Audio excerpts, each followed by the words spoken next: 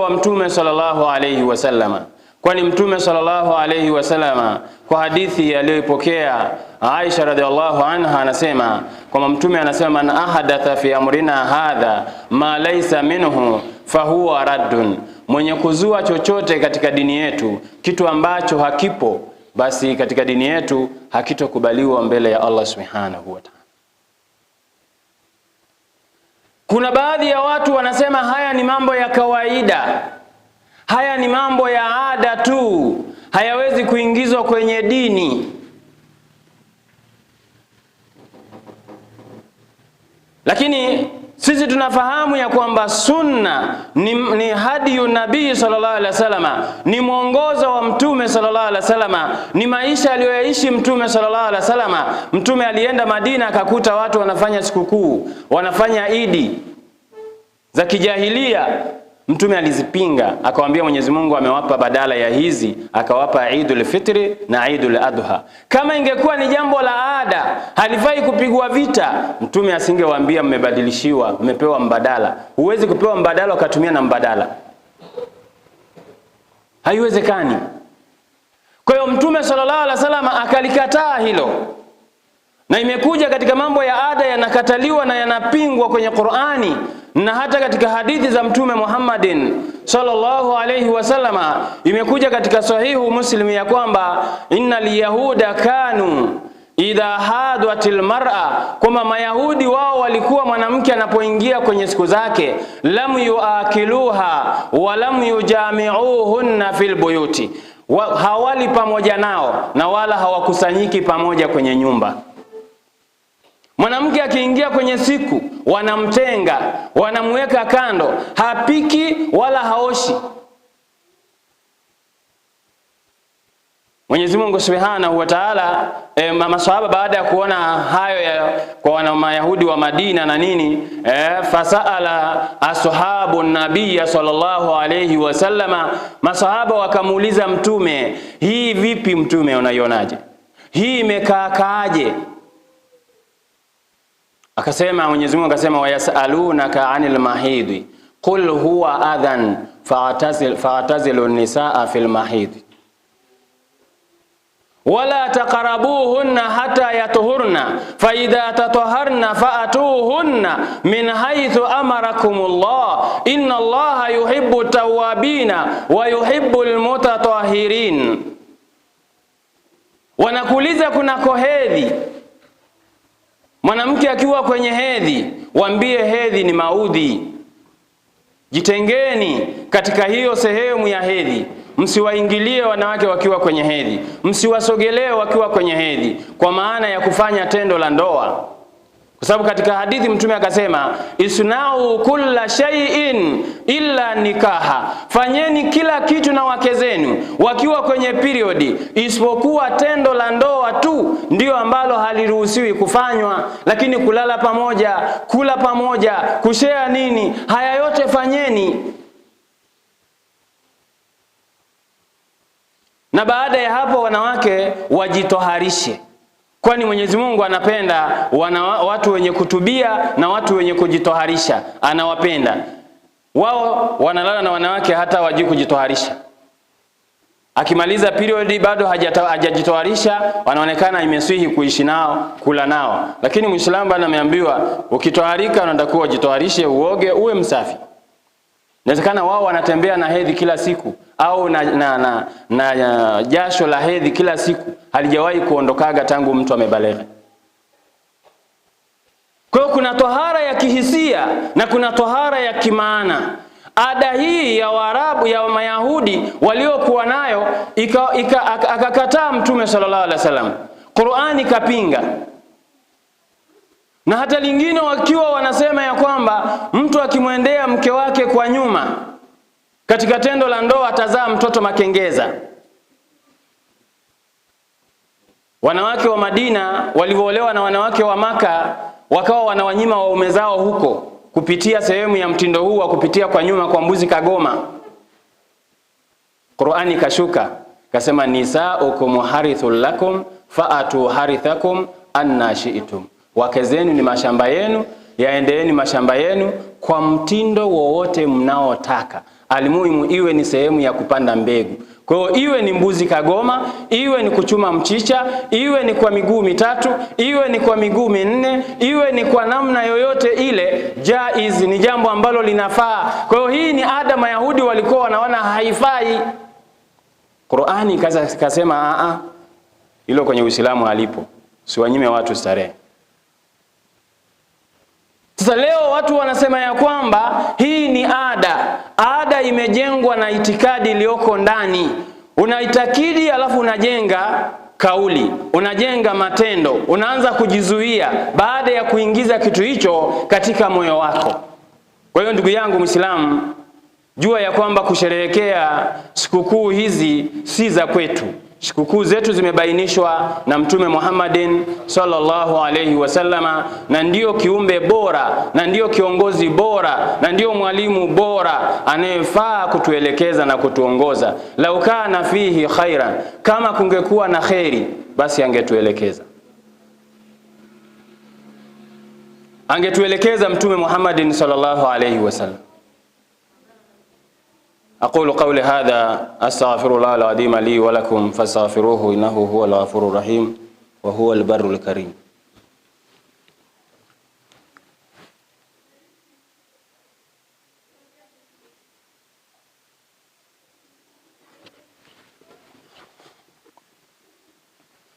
الحمد لله ثم الحمد لله الذي هدانا لهذا وما كنا لنهتدي لولا أن هدانا الله.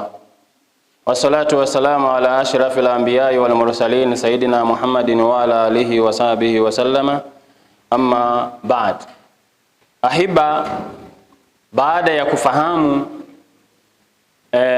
miezi ya Kiislamu na sikukuu za Kiislamu ambazo zimekuja kwa mujibu wa mafundisho ya Mtume Muhammadin sallallahu alayhi wasallama, hapa tuangalie katika kukatazwa kufanya musharaka na watu hawa, na vile vile hata kupongezana happy year, mwaka mpya, heri ya mwaka mpya, sijui kadha. Ni maneno ambayo hayafai kwa Muislamu kuyatamka.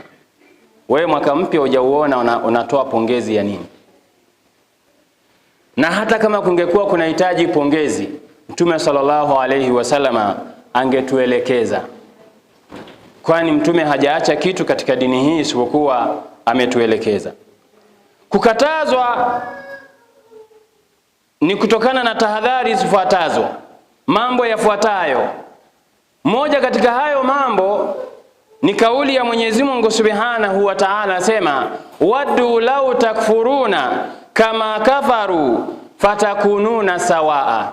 Wanatamani, wanapenda washirikina wasioukubali Uislamu, waddu law takfurun, wanatamani kama mtakufuru kama walivyokufuru wao, fatakununa sawa, ili muwe sawasawa kwenye ukafiri. Kawaida mtu mwenye hasadi hutamani neema iliyoko kwa mtu ije kwake, au ikishindikana kuja kwake basi ipotee, wote mkose. Wote wasiokubali Uislamu wanajua Uislamu ni neema, na kwa neema hii wamebaki nayo Waislamu. Kwa hiyo wanachofanya kila mbinu, namna gani Waislamu nao wawe kama sisi, wakakosa hii neema ya pepo. Kwa hiyo Muislamu unatafutwa uingie na wewe, upoteze hadhi yako, upoteze heshima yako, upoteze dini yako. Lakini jambo lingine, kaulu Nabii sallallahu alayhi wasallama, Mtume anasema man tashabbaha biqaumin fahuwa minhum, mtu anayejifananisha na watu fulani basi na yeye ni miongoni mwao, na yeye ni miongoni mwao. Kwa hiyo mtu anaanza, utamuona mtu anajifananisha na wasanii, anavaa mavazi ya wasanii, anavaa kofia ya wasanii, amesuka nywele. Yeye ni mwanaume lakini amesuka kwa sababu alimuona msanii fulani anasuka. Anavaa hereni kwa sababu alimuona msanii fulani amevaa hereni. au mchezaji fulani wa mpira amesuka, amevaa hereni, na yeye anavaa kwa kuona kwamba anampenda yule na anamuonyesha mapenzi kwa vitendo. Kwa hiyo na wewe Muislamu huwezi kujifananisha na watu ukavaa kama walivyovaa wao, ukatoka siku waliotoka wao, ukaenda kusherehekea sehemu ya pamoja. Bila shaka hakutokuwa na tofauti kati ya huyu ni Muislamu na huyu sio Muislamu, bali itaonekana ninyi nyote ni kitu kimoja. Na inaonyesha ya kwamba wewe ndani ya moyo wako una mapenzi na una upendo wa kuwapenda, ndio maana ukaamua kuwaonyesha kwa kitu kinachoitwa mawadda. Sababu mawadda ni kuonyesha kwa vitendo, mapenzi yanakuwa ni moyoni. Kwa hiyo umeshawapenda, sasa unaonyesha kwa vitendo kwamba bwana, si tuko pamoja, tunaungana, tunashirikiana, tunapongezana. Man tashabbaha biqaumin fahuwa minhum. Ukiona mtu anavaa sare za jeshi, ina maana anapenda kuwa mwanajeshi. Ukiona mtu anavaa mavazi ya mashekhe, utaona kwamba huyu anapenda ushekhe, anataka kuwa shekhe. Na inawezekana kweli siku ya masiku akawa shekhe. Kwa nini? Unamuona katika mandhari yake. Na kama ni mtoto kweli anampenda msanii fulani, utaona hata tembea yake anavyorapu. Kuna wakati anaonyesha. Kwa utajua kwamba huyu ameiga wapi, huyu katoa wapi. Ukiona msichana anasuka nywele tena za kuunganisha mpaka zinafika huku chini, ujue huyu amemuiga msanii fulani na ana mapenzi naye. Na kama anavaa hijabu, anavaa kinafiki, lakini anajua imani yake iko kwa fulani. Labda mazingira tu ndio yanamshinda, ni wazazi hawataki, ni shule haitaki, ni watu fulani hawataki, lakini akitoka katika mazingira ambayo yanamzuia, utamuona anaonyesha ule aliokuwa anautaka katika moyo wake. Ndio maana leo tunapambana katika vazi la hijabu. Wanawake wengi hawavai hijabu la Qur'ani aliyosema Mwenyezi Mungu na Mtume, wanavaa yale walioona wasanii wamevaa. Mpaka kuna hijabu inaitwa hijabu ya Nadia, ambayo inatupwa kwenye mabega, inakuwa kama sikio la tembo. Leo nakuta mwanamke ni mtu mzima, lakini amevaa kashungi kadogo cha kale cha haki ya Mungu cha kukatia shingoni. Yaani kana kwamba na yeye ni mtumwa au ni mwanafunzi, kwa sababu ameiga kwa wale aliowapenda. Ameona amevaa na yeye akamuiga. Hajavaa kwa sababu ni fundisho amejifunza kutoka kwenye Qur'ani. Mwenyezi Mungu Subhanahu wa Ta'ala anamwambia Mtume, ya ayuhan nabiyyu qul azwajika wa banatika wa nisa'il mu'minina yudinina alayhinna min jalabibihinna dhalika adna an yu'rafna fala yudhaina wa kana Allahu ghafurar rahima. Mtume, waambie wake zako na mabinti zako na wanawake waumini wajiteremshie vizuri jalabibu, vazi kubwa kama alivyosema Abdullah ibn Mas'udi, ya kwamba linafunika kuanzia juu kichwani na kubakisha macho mawili kwa ajili ya kuonea njia, kuvuka barabarani ili usigongwe na bajaji na toyo na vinginevyo. Waambie wake zako na mabinti zako na wanawake waumini, dhalika adina an yurafna fala yudhaina. Akasema hilo litawapelekea wao wajulikane kwamba ni watu wanaojiheshimu, ni watu wasiopenda machafu. Hawezi wakapigiwa mluzi njiani, hawezi wakaitwa demu. Kwa hiyo mavazi ni utambulisho, unakutoa wewe ni mtu gani na unataka nini kwenye jamii, unataka watu gani kwenye jamii. Kule kuvaa ni sura ulioitoa kwa kuhitajia jambo fulani, kuhitajia watu fulani. Kwa hiyo ikiwa wewe umevaa vazi hili, maana yake umeonyesha ya kwamba wewe hutaki machafu katika jamii.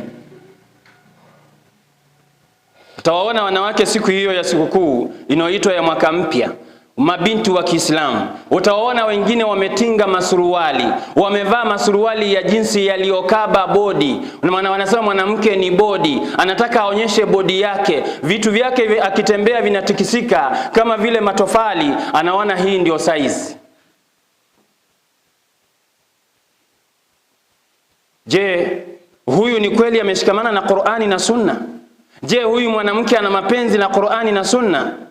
Ana mapenzi ya kumpenda Aisha, zaujatu Rasulillah, Khadija mke wa Mtume, waliokuwa wanavaa mavazi haya mpaka Mwenyezi Mungu anasema wa idha sa'altumuhunna mata'an fas'aluhunna min wara'i hijab. Mnapowauliza mambo waulizeni nyuma ya hijabu.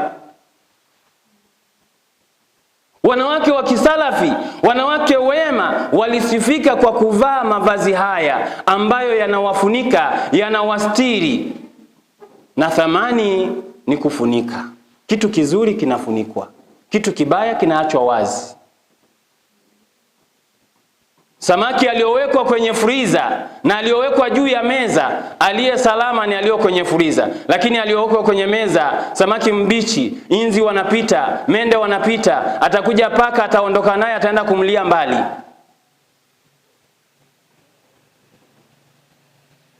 Kitu chenye thamani lazima kistiriwe. Na ukitaka kujua wewe huna thamani, acha kujistiri. Na wanawake wamepoteza thamani kwa sababu wametoka nje, wamemwagwa nje, wakawa kila watu wanaweza kuwatumia wanavyotaka, basi ndio ikawa thamani ya mwanamke imeshuka. Lakini kama wangefungiwa wakawekwa ndani wakahifadhiwa, wanawake wangekuwa ni madini zaidi ya dhahabu na fedha. Ndugu yangu Muislamu, kujifananisha na wasiokuwa Waislamu. Kwa haraka haraka, ajmaa sahaba wala aimma, wamekubaliana masahaba na maimamu min baadihim ala tahrimi musharakatil kufari, juu ya uharamu wa kushirikiana na makafiri fi a'yadihim, katika sikukuu zao, wa tahaniatihim biha, na kuwapongeza katika sikukuu zao, katika sherehe zao. Angalia kitabu wa Hakamu Ahli Dhimma Ibn Qayyim, juzuu ya kwanza ukurasa wa 205 na juzuu ya pili ukurasa 722.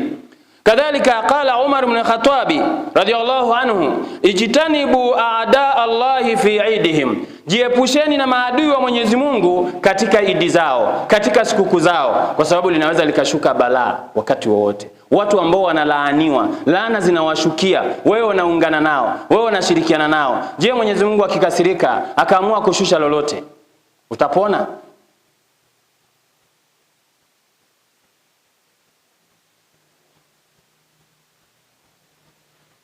Kwa sababu ya maslahi ya muda tuishie hapo, lakini tufahamu ya kwamba man hanna, kama alivyosema Ibn Qayyim, mwenye kumpongeza abdan bimaasiyatin, kwa maasi anayoyafanya ukampongeza, au bid'atin au bid'a au kufrin au kafiri, faqad ta'arrada limaqtillahi wa sakhatihi, mtu huyu amejiweka sehemu ya chuki ya Mwenyezi Mungu na kuchukiwa na Allah Subhanahu wa Ta'ala kwa sababu ya kupongeza mambo maovu. Sikwambii yule anayeshirikiana nao, anayeungana nao bega kwa bega, akatoa umeme, akatoa vifaa, akawapa masufuria, akawapa vikombe, akawapa kadha, huyo atakuwa amefanya